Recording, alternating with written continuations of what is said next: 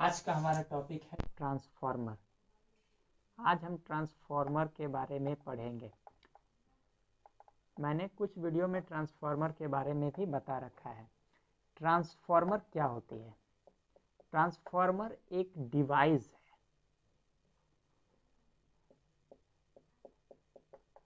जिसका relation voltage के साथ में होता है।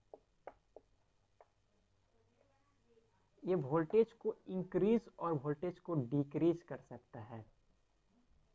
ये वोल्टेज को इंक्रीज और वोल्टेज को डिक्रीज करता है।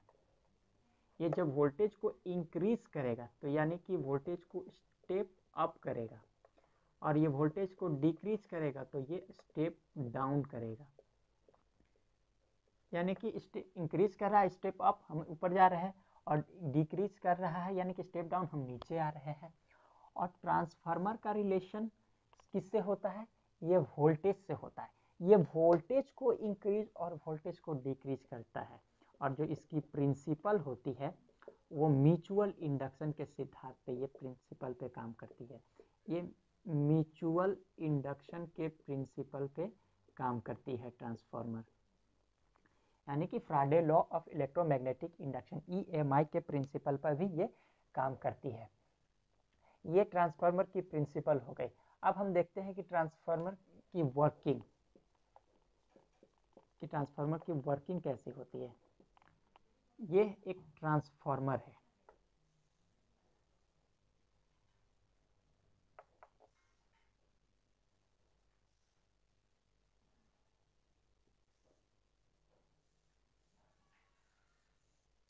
इसको बोलते हैं प्राइमरी कॉइल।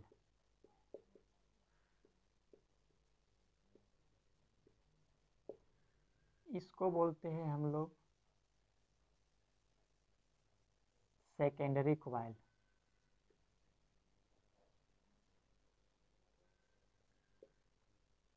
इसको बोलते हैं सेकेंडरी कॉइल। ये हमारा इनपुट होता है,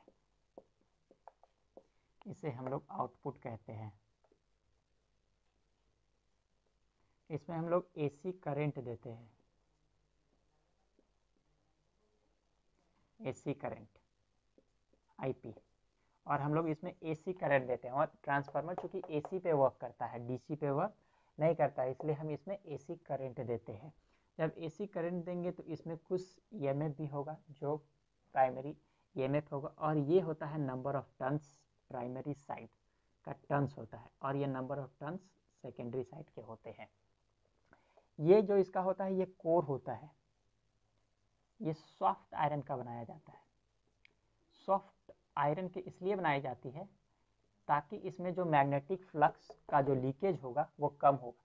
चूंकि कोर होता है वो फेरोमैग्नेटिक मटेरियल का बना होता है, जिससे वो जो बाहर की ओर जो फ्लक्स निकलते रहता है उस फ्लक्स को क्या करता है कि यहाँ पर ये अंदर की ओर रहने देता है, वो बाहर नहीं निकलने देता है। और इसमें जो ये वायर इस्तेमाल की जाती है ये कॉपर की वायर होती है, with insulation copper wire. Insulation के साथ में इसमें कॉपर वायर लगाया जाता है। जब इनपुट हम AC करंट देते हैं तो आउटपुट में भी हमारा AC करंट ही निकलता है, जिसको IS बोलते हैं, करंट सेकेंडरी साइड, और VS यानी कि वोल्टेज सेकेंडरी साइड। जब हम इसमें AC करंट देते हैं तो इसमें मैग्नेटिक फील्ड लाइंस बनती है। इसको बोलते हैं मैग्नेटिक फील्ड लाइंस, जो कि प्राइमरी से निकलकर सेकेंडरी की ओर जाती है और सेकेंडरी को काटता हुआ फिर उसी जगह पे पहुंचती है। और ये जो सॉफ्ट आयरन होता है ये मैग्नेटिक फील्ड, जितना मैग्नेटिक फील्ड बन रहा है उतना ही मैग्नेटिक फील्ड को प्राइमरी से निकालकर सेकेंडरी में मैग्नेटिक फील्ड को ले जाने का काम करती है। अगर ये फेरोमैग्नेटिक मटेरियल या सॉफ्ट आयरन का नहीं बनाया जाएगा तो इसमें क्या होगा कि मैग्नेटिक फ्लक्स जो होगा वो लीकेज करना शुरू कर सकता है। ट्रांसफार्मर की जो रेशियो होती है वो NS/NP is equal to VS/VP और is equal to IP is by IS होती है। यानी कि नंबर ऑफ टर्न्स को अगर हम बढ़ाते हैं तो उस ओर का वोल्टेज भी बढ़ेगा, बट उस ओर का करंट क्या होगा कि कम हो जाएगा। जिस ओर के नंबर ऑफ टर्न्स को अगर हम बढ़ाते हैं तो उस ओर का वोल्टेज भी बढ़ेगा, बट उस ओर का क्या होगा कि करंट कम हो जाएगा, क्योंकि ये लॉ ऑफ कंजर्वेशन एनर्जी पे भी ये भी वर्क करती है। यह एनर्जी को बनाती नहीं है, ये सिर्फ एनर्जी को ट्रांसफॉर्म करने का काम करती है। यानी कि अगर हम किसी साइड के अगर टर्न्स को बढ़ाएंगे तो वो डायरेक्टली प्रोपोर्शनल होता है वोल्टेज के और इन्वर्सली प्रोपोर्शनल होता है करंट के। यानी कि नंबर ऑफ टर्न्स को बढ़ाते हैं तो वोल्टेज भी बढ़ेगा और क्या होगा कि करंट, उस ओर की करंट जो होगी वो कम हो जाएगी। यानी कि जिस ओर नंबर ऑफ टर्न्स अधिक होगी वोल्टेज भी उस ओर का अधिक होगा। यानी कि अगर इसमें हम मान लेते हैं कि ये एक आइडियल ट्रांसफार्मर में कि इसमें किसी प्रकार का कोई फ्लक्स लीकेज नहीं हो रहा है, तो इसमें क्या होगा, अगर कोई फ्लक्स, किसी प्रकार का कोई फ्लक्स लीकेज नहीं हो रहा है तो यानी कि जो मैग्नेटिक जो फ्लक्स होगा, मैग्नेटिक फ्लक्स अगर लीकेज नहीं होगी, लीकेज नहीं होगी तो जब इसमें मैग्नेटिक फ्लक्स लीकेज नहीं होगी तो क्या होगा कि सम कांस्टेंट n इंटू आई होगी। यानी कि क्या होगा कि हमारा जो प्राइमरी साइड जितनी पावर होगी उतनी ही हमारी सेकेंडरी साइड की भी पावर होगी। यानी कि जितना पावर हमारा सेकेंडरी साइड में होगा उतना ही पावर हमारी क्या होगी कि उतना ही पावर हमारी सेकेंडरी साइड में भी होगी। यानी कि सम कांस्टेंट एन आई प्राइमरी साइड पी पी और सम कांस्टेंट एन एस और आई पी, और के को काट देते हैं तो यहाँ पर क्या हो जाएगा, N P into I P is equal to N S into I P.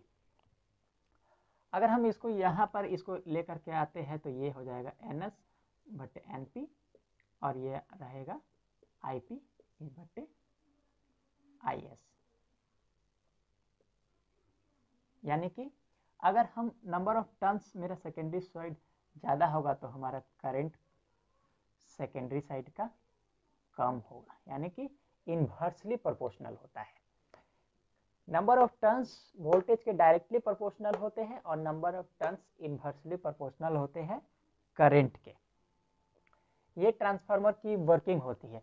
अगर वो वोल्टेज को इंक्रीज करेगा तो करंट को वो क्या करेगा कि करंट को डिक्रीज भी करेगा, नहीं तो करंट जितनी पावर हम दे रहे हैं उतना पावर क्या होगा कि पावर बढ़ जाएगा। जबकि ट्रांसफार्मर पावर को ट्रांसफॉर्म करने का काम करता है, ना कि वो ट्रांसफार्मर जो होता है वो एनर्जी को बनाता है, नहीं तो वो लॉ ऑफ कंजर्वेशन एनर्जी को वो क्या करेगा कि फॉल करेगा। आइए हम देख लेते हैं स्टेप अप ट्रांसफार्मर।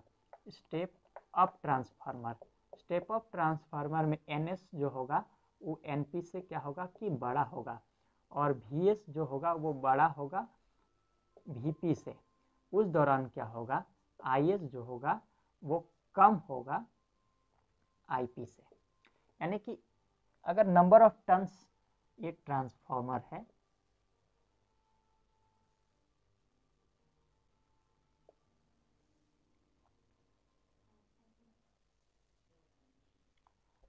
अगर सेकेंडरी साइड प्राइमरी साइड में 1 2 1 2 3 1 2 3 4 5 6, यानी कि इधर number of turns primary side, number of turns secondary side, number of turns primary side. तो इधर नंबर ऑफ टर्न्स अधिक होंगे तो इधर का जो वोल्टेज होगा वो भी अधिक होगा, बट इधर का जो करंट होगा वो क्या होगा कि कम होगा। ये स्टेप डाउन ट्रांसफार्मर की होती है। अगर ट्रांसफार्मर का टर्न्स रेशियो पूछ दे, टर्न्स रेशियो क्या होगी, तो टर्न्स रेशियो होता है आउटपुट बटे इनपुट। आउटपुट रेशियो है एनएस बटे एनपी। तो ये हमारा इस ओर का टर्न्स कितना है, इधर की टर्न्स की संख्या 6 है और इधर कितना है 3। अगर इसको काटेंगे 2, यानी कि पर 2 का अंतर है, यानी कि ग्रेटर देन 1। 1 से अधिक अगर इसका ट्रांसफार्मर का अगर टर्न्स रेशियो 1 से अधिक होती है तो वह स्टेप अप ट्रांसफार्मर में आता है। ये स्टेप ऑफ ट्रांसफार्मर की बात हो गई। अगर हम स्टेप डाउन ट्रांसफार्मर की बात करें तो स्टेप डाउन ट्रांसफार्मर में क्या होगी कि नंबर ऑफ टर्न्स प्राइमरी की ज़्यादा होगी, वोल्टेज भी प्राइमरी का ज़्यादा होगा, बट करंट जो होगा वो सेकेंडरी का ज़्यादा होगा। तब उस दौरान क्या होगा कि उस दौरान नंबर ऑफ टर्न्स जो होंगे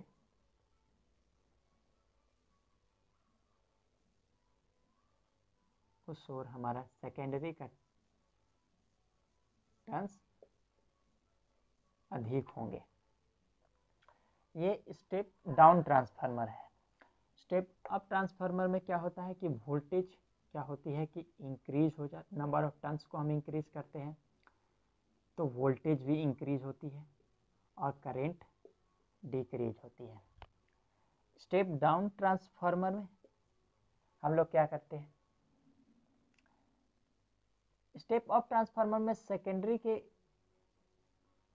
टर्न्स को बढ़ाते हैं और तो सेकेंडरी का वोल्टेज बढ़ता है और सेकेंडरी का करंट कम होता है। स्टेप डाउन ट्रांसफार्मर में क्या होती है कि सेकेंडरी के टर्न्स को कम करते हैं तो सेकेंडरी का वोल्टेज भी कम होता है लेकिन सेकेंडरी का करंट अधिक हो जाता है। ये है ट्रांसफार्मर। यानी ट्रांसफार्मर क्या है, ट्रांसफार्मर का रिलेशन वोल्टेज के साथ में है। अगर हम वोल्टेज को इंक्रीज और डिक्रीज कर सकते हैं, जब वोल्टेज को हम इंक्रीज करेंगे तो उस दौरान करंट क्या होगा कि करंट डिक्रीज भी होगी। ये है ट्रांसफार्मर का वर्किंग। ट्रांसफार्मर म्यूचुअल इंडक्शन के सिद्धांत पे काम करता है। ट्रांसफार्मर का रिलेशन वोल्टेज के साथ में होता है। ट्रांसफार्मर पावर को ट्रांसफॉर्म करता है, ना कि वोल्टेज को ट्रांसफॉर्म करता है। Number of turns directly proportional होते हैं वोल्टेज के और इन्वर्सली प्रोपोर्शनल होते हैं करंट के। A law of conservation energy पे ही वर्क करता है। और ट्रांसफार्मर रेशियो जो होता है आउटपुट बटे इनपुट, आउटपुट टर्न्स, आउटपुट जितनी प्राइमरी की टर्न्स होगी बाई सेकेंडरी की टर्न्स, यानी सेकेंडरी की टर्न्स बाई प्राइमरी की टर्न्स। यानी कि अगर ट्रांसफार्मर का टर्न्स रेशियो 1 से अधिक होती है तो वो क्या होगा कि स्टेप अप ट्रांसफार्मर में कहलाती है। फिलहाल के इस वीडियो में इतना ही।